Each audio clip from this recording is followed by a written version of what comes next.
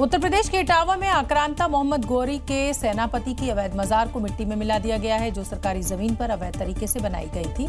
और जब मजार को लेकर सबूत मांगे तो ना सबूत थे और ना सबूत देने वाले। इसके बाद बुलडोजर ने अपना काम पूरा कर दिया, क्योंकि योगी आदित्यनाथ पहले ही कह चुके हैं आक्रांताओं की भारत में कोई जगह नहीं।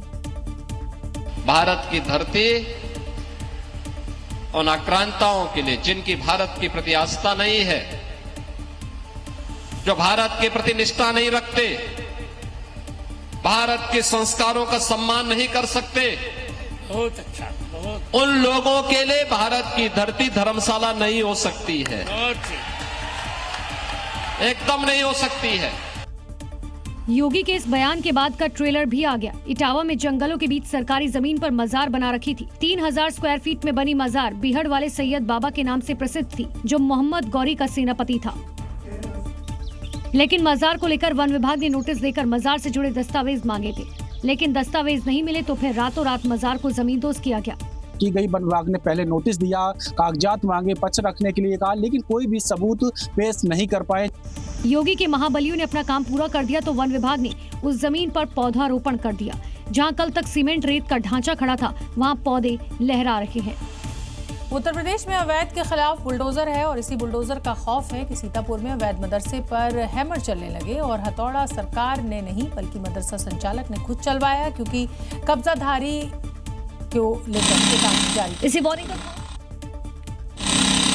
इसी वार्निंग का खौफ है कि अवैध मदरसे पर ड्रिल मशीनें चल रही है। अवैध मदरसे की एक एक ईंट को तोड़ा जा रहा है। मदरसे के खिड़की दरवाजे उखाड़े जा रहे हैं, क्योंकि मदरसा सरकारी जमीन पर बना है, जिसे लेकर कोर्ट ने कब्जे को हटाने का ऑर्डर दिया। ऑर्डर के बाद बुलडोजर प्रहार करने के लिए स्टार्ट भी नहीं हुआ कि मदरसा संचालक ने खुद ही मजदूर बुला लिए। और देखिए, जो मदरसा कल तक ठीक ठाक हालात में खड़ा था, वो अब खंडर बन चुका है।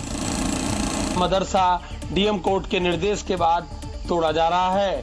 जो इसके संचालक हैं, वह स्वयं इस मदरसे को तोड़वा रहे हैं। जितना भी अवैध अतिक्रमण है और भू माफिया के खिलाफ कार्रवाई करना, उसके तहत जिला प्रशासन का स्तर से लगातार कार्रवाई की जा रही है। यानी अवैध निर्माण और कब्जा करने वाले उत्तर प्रदेश से वैसे ही गायब होंगे जैसे माफिया हो रहे हैं।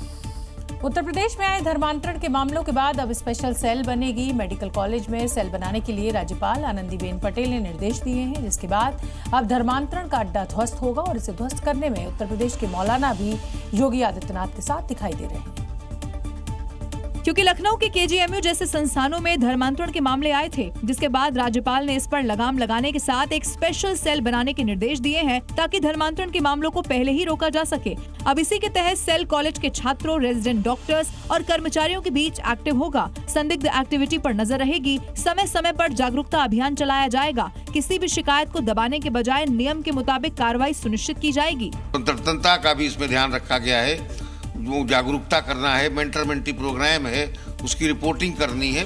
इस फैसले का न सिर्फ हिंदू संगठन समर्थन कर रहे हैं, बल्कि मौलाना भी इसे अच्छा कदम बता रहे हैं, क्योंकि पहचान छिपाकर धोखा देना इस्लाम में गुनाह है। अगर आपकी खुशी से आस्था है किसी भी धर्म में, आप उसमें जा सकते हैं। ये संवैधानिक उसको अधिकार भी है। दर्जनों डॉक्टर पकड़े जा चुके हैं, तो ऐसे में ये इस सेल का गठन होना एक खुशी की बात है।